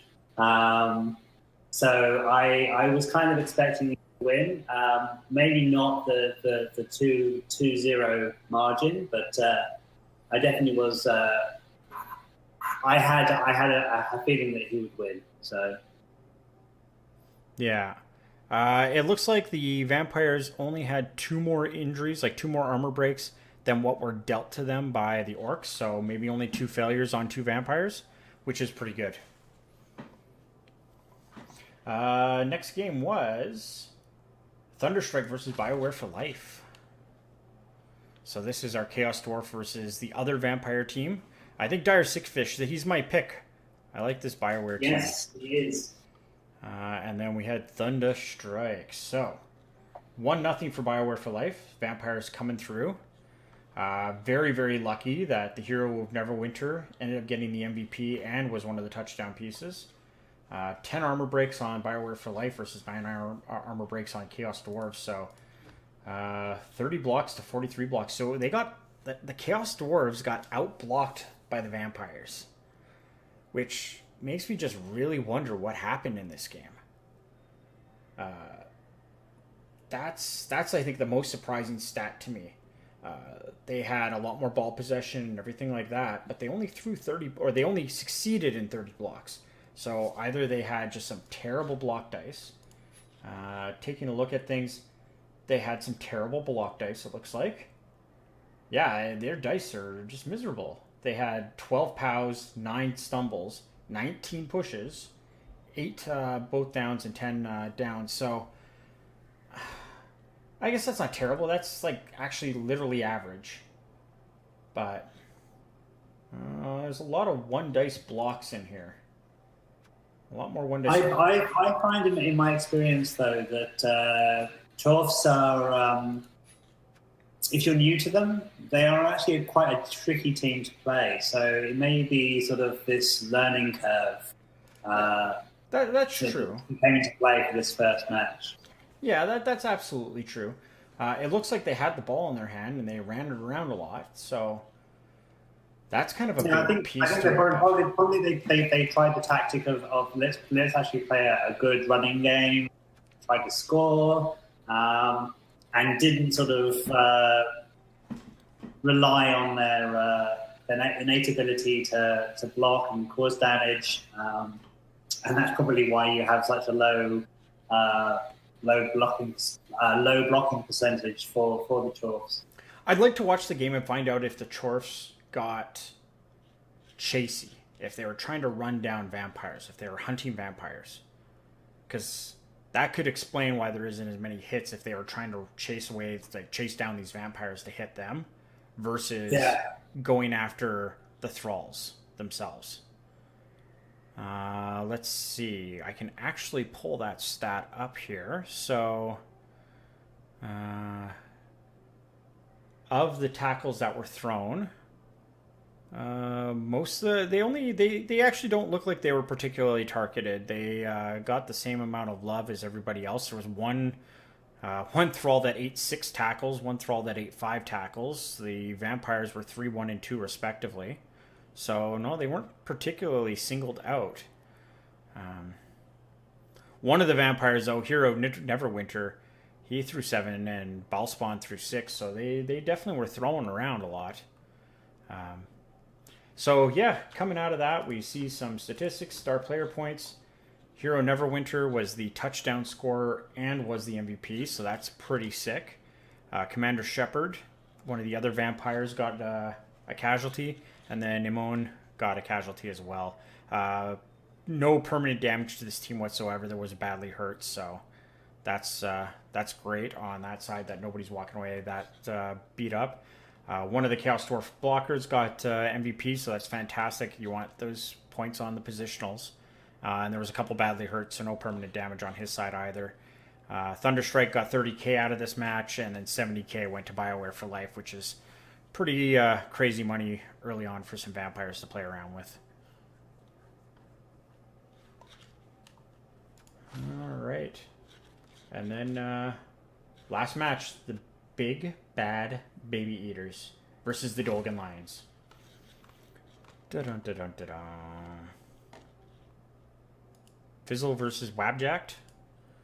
So now we're seeing the opposite.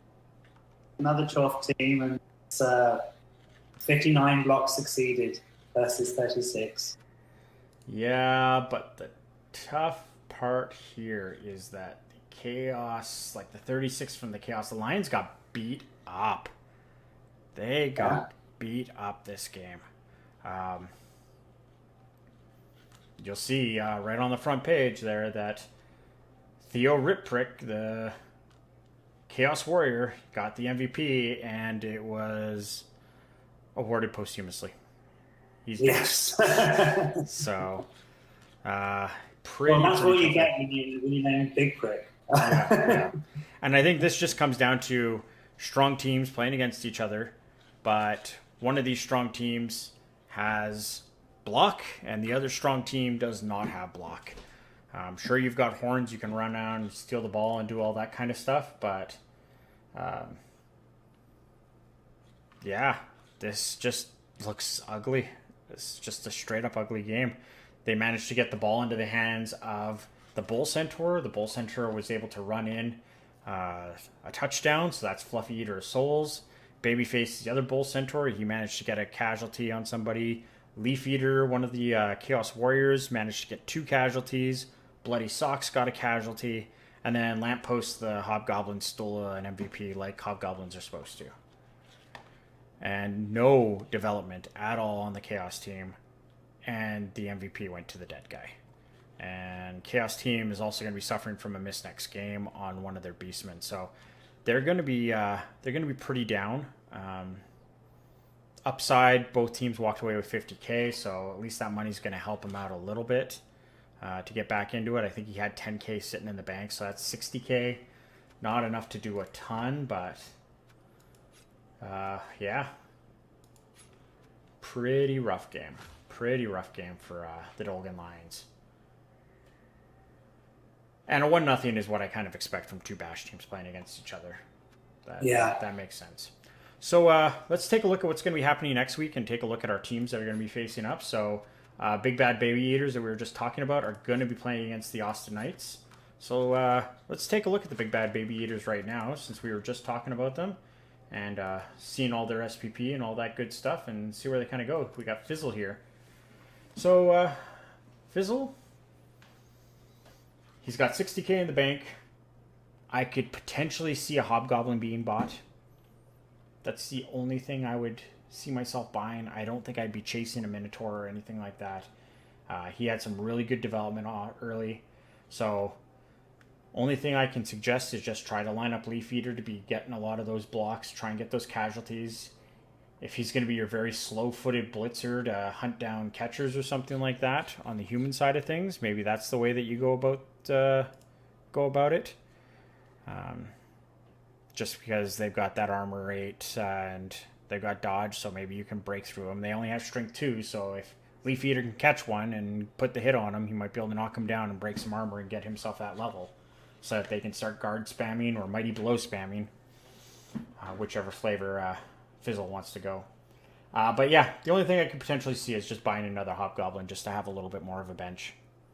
And if Lamppost... See, I wouldn't do that. I would just bank the money because you never know when one of those bull centers or one of those blockers, they may be 89, but they can still take a really gruesome stat bust or even die.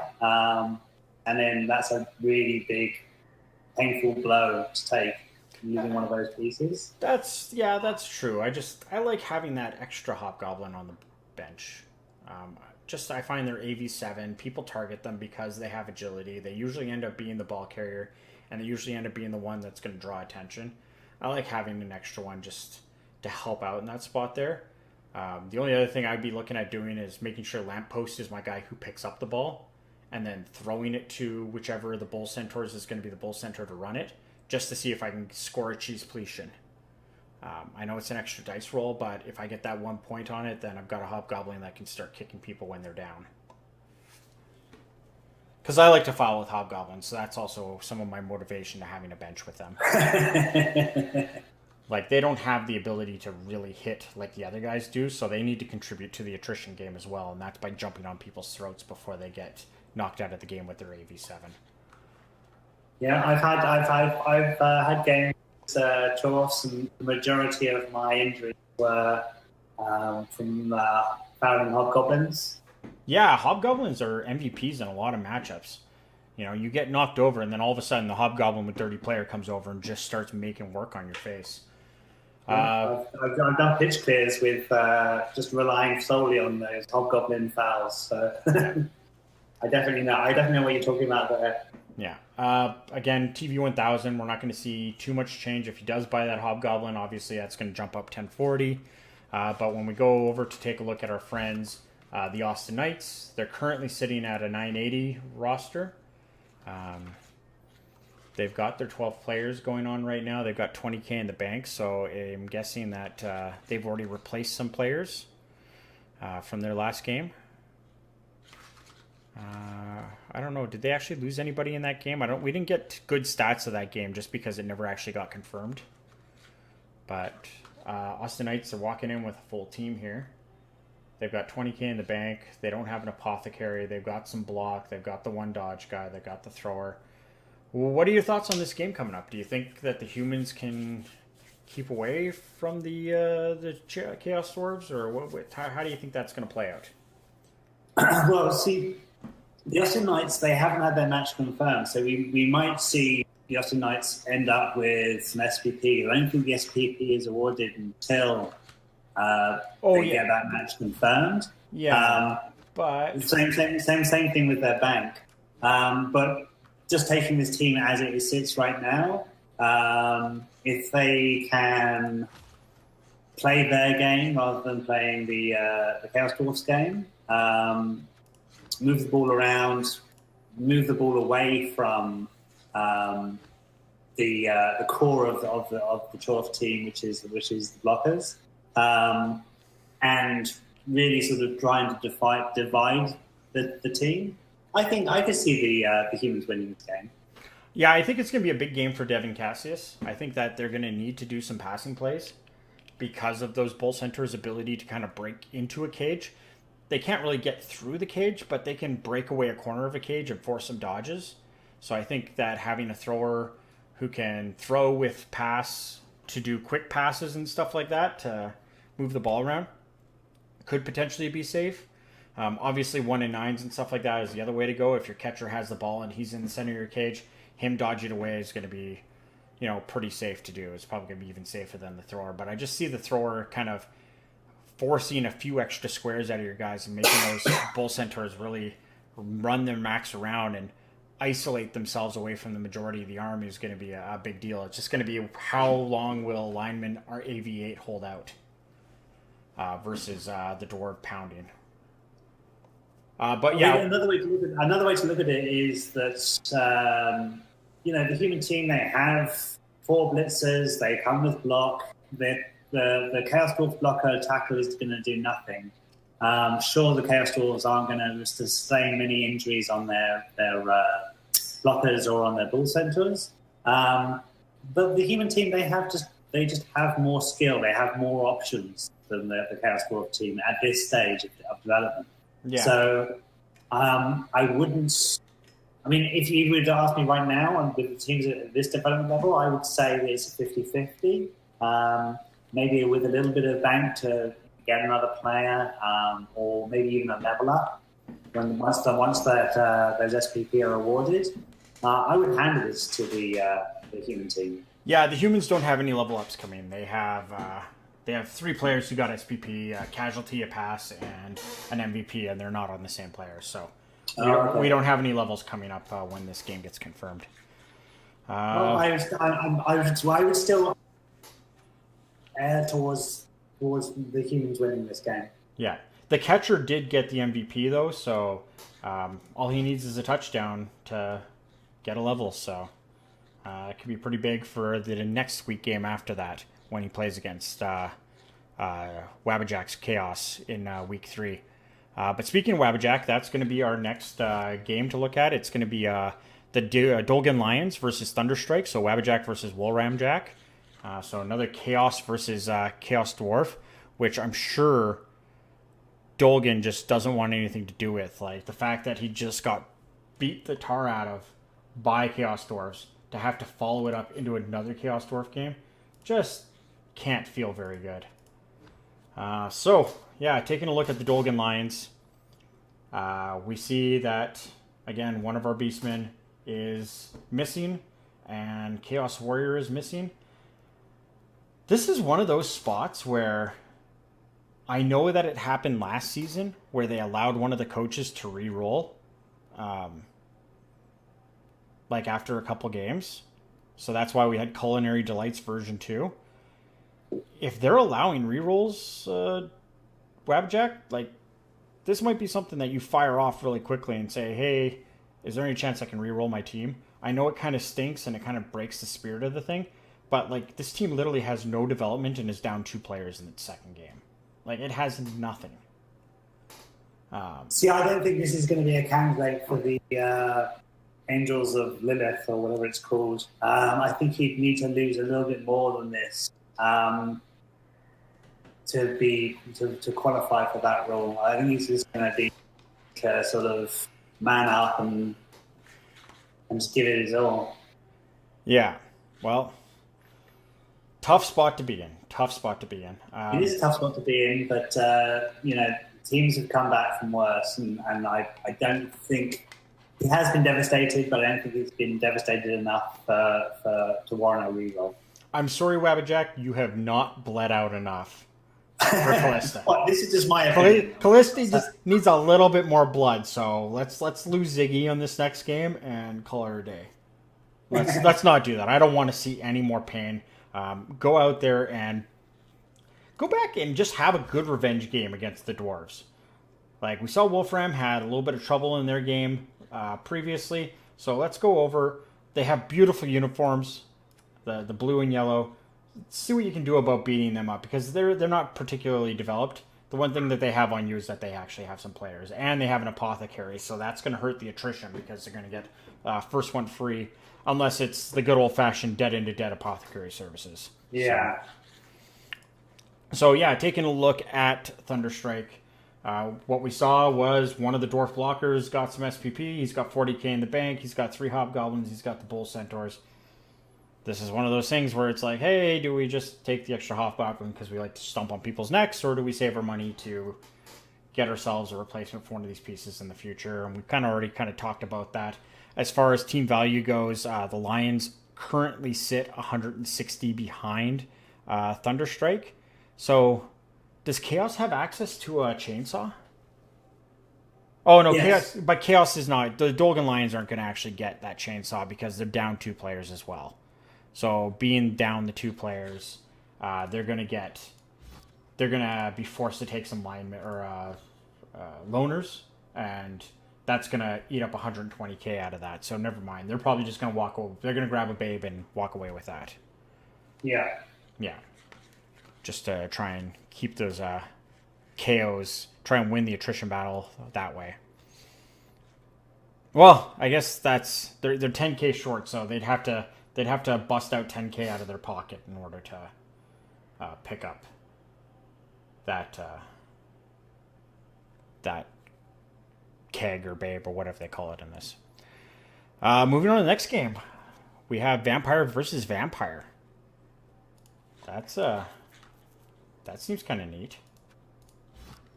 I think that's going to be a game for sure I'm going to watch this week here. So the Castlevania Creeps are going to be playing against Castlevania Creeps versus BioWare for Life. So let's take a look here. We're looking at the Castlevania Creeps right now. Again, we saw a touchdown on both of the vampires. We have 1 Thrall that's going to be missing the game. There's 20k in the bank, so there ain't much to do. But we do have 13 Thralls and 2 Vampires, so you're going to have a 2 Vampire game versus another 2 Vampire game, if I recall correctly. Or no, sorry, BioWare for Life is a 3 Vampire team, so... Castlevania Creeps, there isn't a whole lot to say about this game. Like, I don't know how this game's really going to play out. I'm guessing that this is going to be just some really weird vampires running around doing their thing, and then the Thralls are just going to beat each other's heads in. This is the type of game where I want my vampires to maybe get a little bit more aggressive. So, if you take a look at BioWare, yeah, let's take a look at BioWare's team right now. Yeah, they've got a movement up. So on the one of the vampires, Fear of Neverwinter.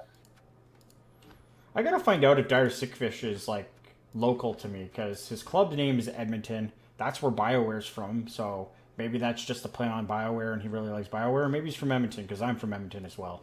And if that's the case, we have to play tabletop because that's just a rule. So Hero of Neverwinter did get a level. He was the guy who got the MVP and touchdown, and now he's movement 7. So he got a stat buff because things are fair. So, yeah, week 2 stat freak. That's pretty good. Hero Neverwinter, I'm guessing, is probably going to walk out of this being the ball carrier just because of that extra movement.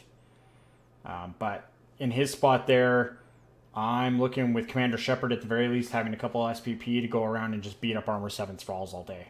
Just be pounding the Armor 7 Thralls, trying to get up some levels, trying to take advantage of that Armor 7. The one thing that he doesn't have is he does not have a bench.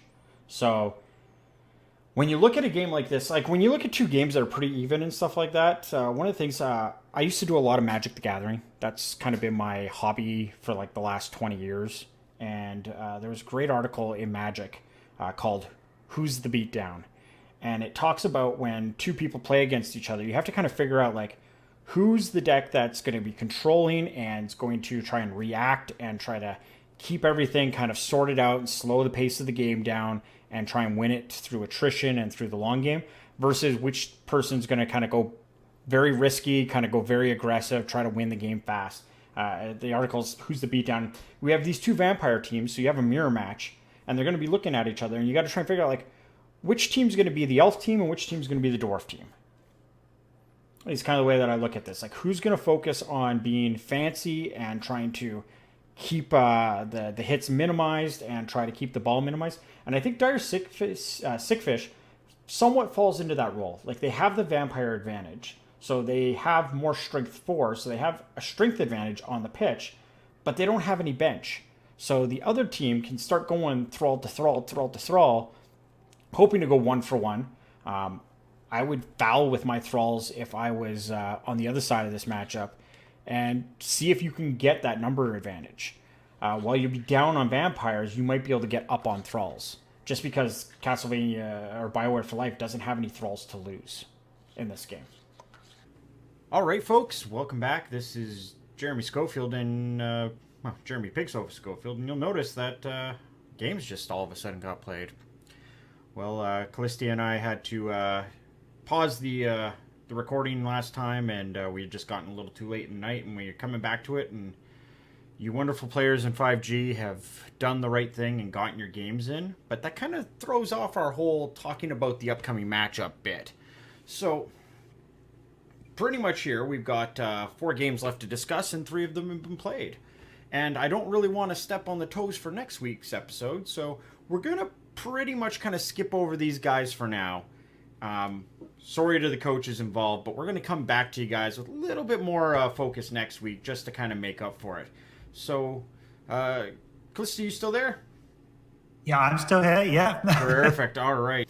What I guess we'll jump into is We Chillin' and the Running Goofs, because that's a game that is going to be coming up here. So let's take a look at the teams here.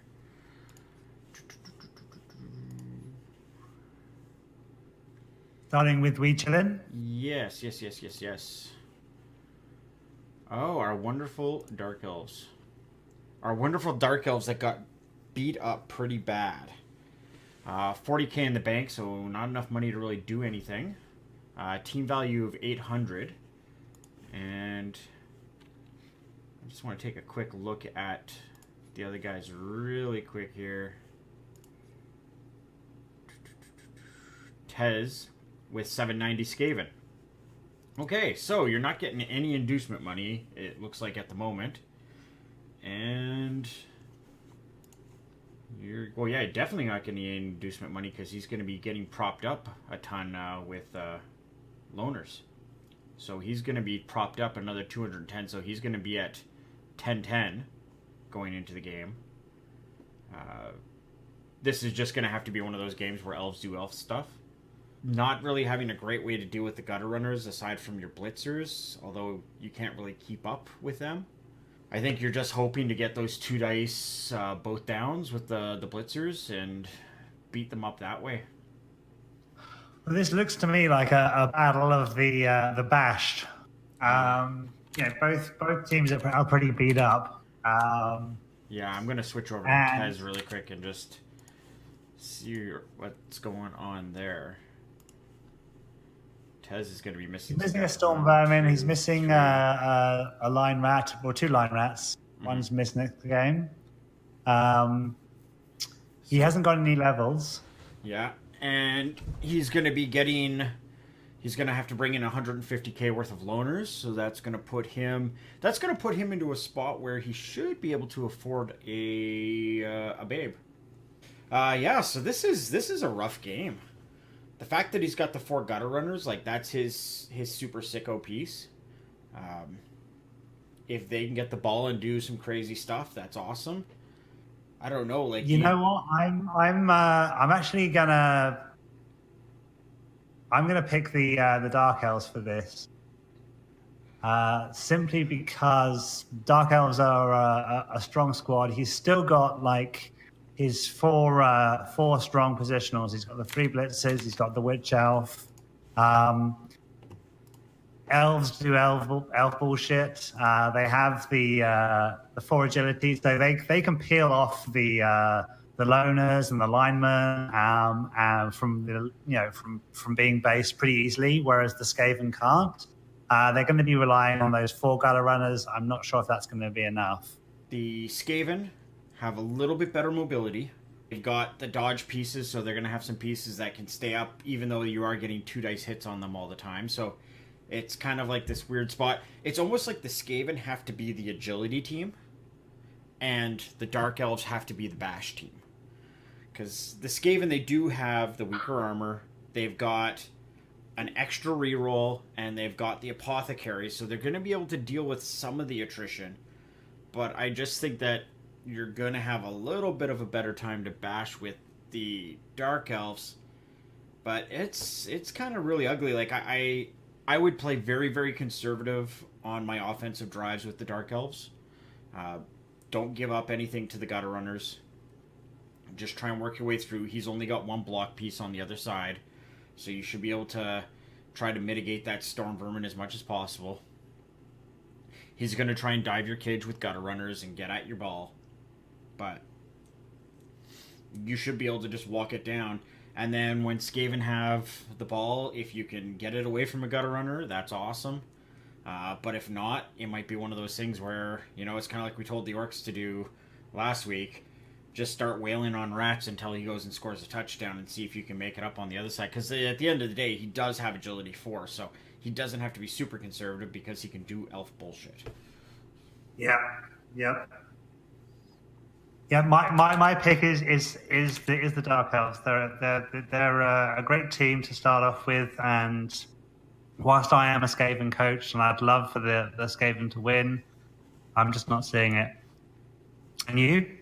I would like to be in the Skaven shoes on this one. I kind of like what Tez has got available to him, but my suggestion to Tez is probably a terrible one, but I'd really, really like to try and push some of the attrition back on the Dark Elves, and I would probably foul more than I should with the Skaven. I would try and get some of these guys down. If you can get a Blitzer on the ground, if you can get a Witch Elf on the ground, make an effort to try and foul them out of the game, because the Apothecary, there is no Apothecary. There's no way for that piece to get back out easily. And if you can get some of those pieces off the field, like Skaven coach with 4 gutter runners on the field is still very, very scary thing.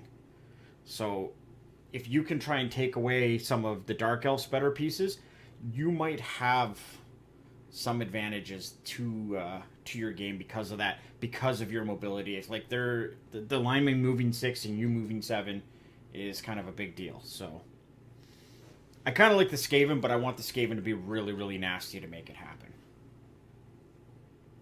I think that's the only way they're going to do it. Yeah. You got loner linemen or line rats. Loner line rats make for excellent dirty players.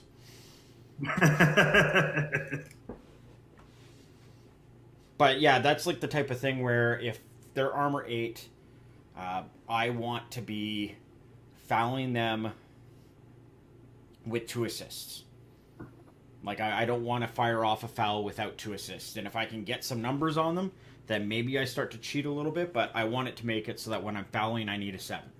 Yeah, I think that's a valid tactic for the Skaven team. Yeah, because even a step further than that, like if you take it down to the next step on it, if you can force the Dark Elves to play like elves and not be basing and not be hitting, then you take away your disadvantage as Skaven. Like, your weakness is the fact that you have armor 7 and they're going to be able to... They're the tougher team than you, but you're the faster team. So if you can take away that battling advantage from them and potentially even take it on your side where you're starting to get stuns and stuff like that on them, then you're going to start to swing a little bit more back at you. Obviously, they have that AG4. They're going to be able to dodge around and stuff like that, but if they're not hitting you, then they can be mobile and you can be faster if they're running away from you. Yeah, I think that he really needs to. Tez really needs to rely on sort of the Skaven maxim, which is be a scalpel, not a sledgehammer.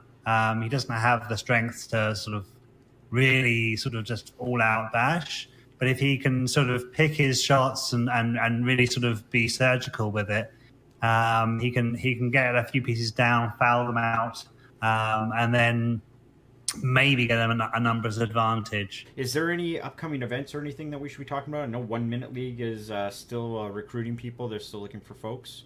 They are still recruiting people. I don't think there's any sort of... We just had the Chaos Cup, so I don't think there's anything been announced yet, but stay tuned.